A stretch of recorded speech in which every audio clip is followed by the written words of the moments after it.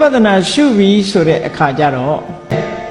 သက္ကဝိညာဉ်စိတ်ကလေးကဘာကြောင့်ဖြစ်တယ်လဲလို့ဆိုရင်အကြောင်းနှစ်ခုကိုဆွဲပြုပြီးတော့ဖြစ်တယ်တဲ့အကြောင်းနှစ်ခုဆိုတာဘာလဲမျက်စိနဲ့အဆင်းအာယု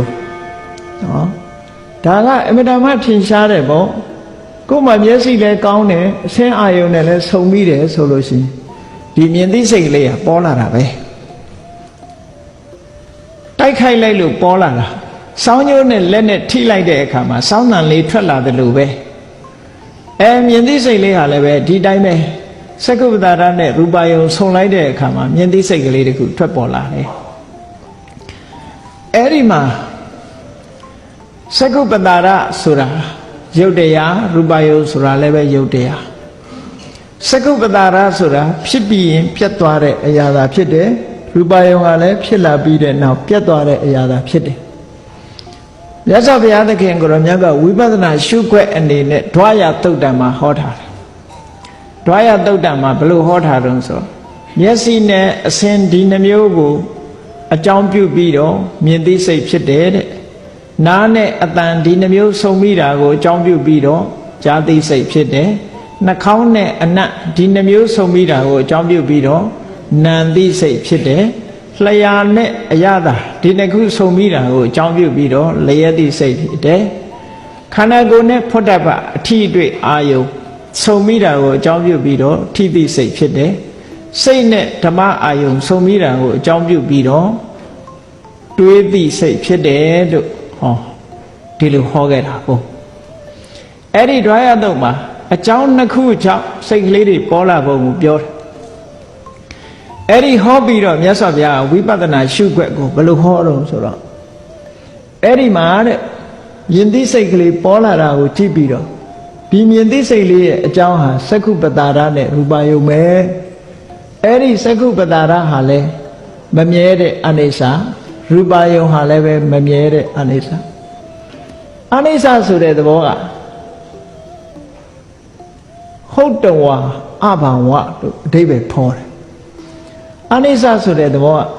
မဖြစ်ခင်ကတဏှာမှာစုနေတာမဟုတ်ဘူးနော်အဟုတ်တဝါတမ္မောတိတဏှာရာမှာစုထားတာမဟုတ်ဘဲနဲ့အကြောင်းတိုက်ဆိုင်မှဖြစ်ပေါ်လာတာအဟုတ်တဝါ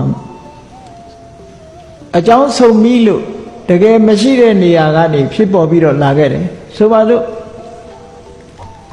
ဒါပို့ပြီးတော့ထင်ရှားအောင်ဥပမာနဲ့ကြည့်ရတယ်စီတီးလိုက်တယ်ဆိုပါစို့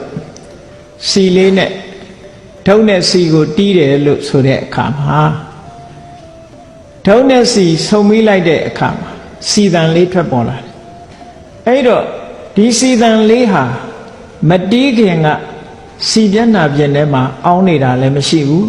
ဒုတ်ထဲမှာအောင်းနေတာလည်းမရှိဘူးဘယ်နေရာမှအောင်းနေတာမရှိဘူးသို့တော့စီနဲ့စီတီးတဲ့ဒုတ်စီမျက်နှာပြင်နဲ့စီတီးတဲ့ဒုတ်ထိလိုက်တာနဲ့တပြိုင်နက်ဒီအတန်လေးပေါ်လာတာအဲ့ဒါကိုပြောတာအကြောင်းဆုံးမှပေါ်လာတာဖြစ်လို့ဟုတ်တဝါဆိုင်ရာအကြောင်းတွေကြောင့်ဖြစ်ပေါ်လာပြီးတော့အဘာဝပျောက်သွားတာတခဏလေးပဲရှိတယ်မဖြစ်ခင်ကလည်းစုနေတာမဟုတ်ဘူးဖြစ်ပေါ်လာပြီးရင်လည်းပဲပျောက်သွားတာကိုအနိစ္စလို့ဒီလိုပြောတာအဲ့ဒါကိုပဲအနုပရသုတ်တံမှာအဟုတ်တဝါတံဘောတိဟုတ်တဝါပฏิဝေတိလို့အနိစ္စလက္ခဏာရဲ့သဘောကိုဒီလိုရှင်းပြအဟုတ်တဝါငကိုကတဏှာရာမှာရှိနေတာမဟုတ်ဘဲနဲ့တံဘောတိအကြောင်းတွေစုံတဲ့အခါမှာပေါ်လာတယ်တဲ့ဟုတ်တဝါအကြောင်းစုံလို့ပေါ်လာပြီးတဲ့နောက်မှာလည်းပဲပฏิဝေတိလုံးဝပျောက်ကွယ်သွားတယ်ဆိုမမြဲဘူးဆိုတာအဲ့ဒါကိုပြောတာနော်မမြဲဘူးဆိုတာအဲ့ဒါကိုပြောတာအဲ့တော့စက္ကုပ္ပတာရလေးကလည်းမမြဲဘူးရူပယုံကလည်းမမြဲဘူးမမြဲတဲ့စက္ခုရူပယုံဒီနှစ်ခုကိုဆွဲမိပြီးတော့ဖြစ်ပေါ်လာတဲ့စက္ခုဝိညာဉ်စိတ်လေးကဘယ်မှာမြဲမလဲမြတ်စွာဘုရားကအတိညာနဲ့တွေးတောဆင်ញင်ပုံအနုမာနအဖြစ်မြင်ဖို့ပါအနိစ္စသံဗုဒ္ဓံကုသောနိစ္စံဘဝိတ္တိဆိုတဲ့စကားလုံးကိုအသုံးပြုပြီးတော့ဟောတာအနိစ္စသံဗုဒ္ဓံအနိစ္စဖြစ်တဲ့အကြောင်းတရားကြောင့်ဖြစ်ပေါ်လာတဲ့တရားဟာကုသောနိစ္စံဘဝိတ္တိဘယ်မှာမြဲတဲ့တရားဟုတ်နိုင်မှာမလဲ ဆိုလိုတာကသေရတဲ့အမေကမွေးတဲ့သားသမီးဟာဘယ်မှမသေးပဲနေမလဲဒါပြောတာအဲ့တော့သူ့ကိုဖြစ်စေရတဲ့အကြောင်းတရားကပဲအနိစ္စဖြစ်နေမှသူ့ကြောင့်ဖြစ်လာတဲ့အကျိုးတရားဟာဘယ်မှအိဋ္ဌဖြစ်နိုင်မှာမလဲလို့ဆိုတဲ့အသိဉာဏ်ကိုရဖို့ရအတွက်မြတ်စွာဘုရားဒီလိုဟောတာအဲ့တော့သက္ကုပ္ပတာရဟာမမြဲဘူးပြောင်းလဲတတ်တယ်တစ်မျိုးတစ်ဖုံဖြစ်တတ်တယ်ရူပယုံဟာလည်းပဲမမြဲဘူးပြောင်းလဲတတ်တယ်တစ်မျိုးတစ်ဖုံဖြစ်တတ်တယ်အဲ့ဒီမမြဲပြောင်းလဲတတ်ပြီးတစ်မျိုးတစ်ဖုံဖြစ်တတ်တဲ့အရာနှစ်ခုကိုအကြောင်းပြုပြီးဖြစ်ပေါ်လာတဲ့မြင်သိစိတ်တို့ကြားသိစိတ်တို့ဆိုတာတွေဟာလည်းပဲမမြဲဘူးတဲ့ပြောင်းလဲတတ်တယ်တစ်မျိုးတစ်ဖုံဖြစ်တတ်တယ်လို့ဒီလိုမြတ်စွာဘုရားသခင်ကိုရမြတ်ကပရိစ္ဆေသမုပ္ပါဒ်မှာစက္ခုရူပစက္ခုဝိညာဏဆိုတာဒီရဲ့မမြဲတဲ့သဘောကိုရှုမှတ်ပြီးတဲ့အခါမှာ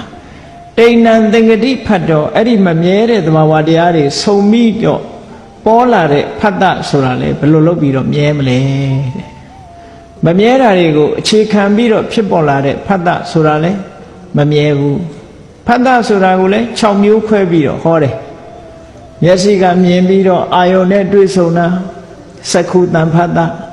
နားကကြားပြီးတော့ဒီအာယုန်နဲ့တွေ့ဆုံတာသောတာတံဖတ်တနော်ဒီလိုဓဝရ6ပါးမှာဖတ်တလည်း6မျိုးအဲ့ဒီဖတ်တ6မျိုးဟာလည်းပဲမမြဲဘူးထိုဖတ်တ6မျိုးရှိသည့်အတွက်ကြောင့်ခံစားမှုလေးတွေကလည်းပေါ်လာတယ်ထိတွေ့ပြီးမှအတွေ့အကြုံဆိုတာရတာလေဒူရင်ဒီမစားဘူးပဲနဲ့ဒူရင်ဒီကောင်းသလားဆိုးသလားဘယ်လိုလုံးမှမသိနိုင်ဘူးပေါ့ဝေဒနာဆိုတာဖတ်တနဲ့ဒီအာယုန်နဲ့စိတ်နဲ့ဆုံမိတဲ့အခါမှာထိုစိတ်ဟာခံစားမှုဆိုတာပေါ်လာနိုင်တာဟာကောင်းရင်ဒုက္ခဝေဒနာမကောင်းတာခံစားရရင်ဒုက္ခဝေဒနာကောင်းမကောင်းနှစ်ခုမထင်ရှားလို့ရှိရင်အဒုက္ခမဒုက္ခဝေဒနာလို့အဲ့ဒီခံစားမှုတွေဟာလည်းပဲဖတ်တာဆိုတဲ့မမြဲတဲ့အကြောင်းတရားကိုဆွဲမိပြီးတော့ဖြစ်တာဖြစ်သောကြောင့်သူတို့ဟာလည်းပဲမမြဲတဲ့သဘောတရားတွေပဲအဲ့ဒီလိုဝေဒနာထိအောင်ဝိပဿနာဉာဏ်ဖြင့်ရှုဆင်ခြင်မှုရအတွက်ပရိစ္ဆေသမုပ္ပါဒ်အနေနဲ့ဒီသုတ်တံမှာဒီလိုဟောပေးထားတာအဲ့တော့ပရိစ္ဆေသမုပ္ပါဒ်ရှုခွက်အနေနဲ့ပဲပရိစ္ဆေသမုပ္ပါဒ်ကိုကြည့်ပြီးတော့ဝိပဿနာရှုတာအဲ့ဒီလိုမျက်စိကမြင်တဲ့ဟာနဲ့ပတ်သက်ပြီးတော့ဝေဒနာထိအောင်ရှုဖို့နားကအတန်ကြားပြီးတော့ဝေဒနာတိုင်အောင်ဝိပဿနာရှုဖို့နှာခေါင်းကအနံ့ရပြီးတော့ဝေဒနာဖြစ်ပေါ်လာသည့်အခါဝိပဿနာရှုဖို့အဲ့ဒီသဘာဝတရားတွေကိုမြတ်စွာဘုရားသခင်ကိုရောမြတ်ပရိစ္ဆေသမုပ္ပါဒ်ကိုပစ္စုပန်ကြဆင်ញင်သုံးသပ်ပြပြီးတော့ဝိပဿနာရှုနည်းကားကိုမြတ်စွာဘုရားဟောခဲ့တာဖြစ်ပါတယ်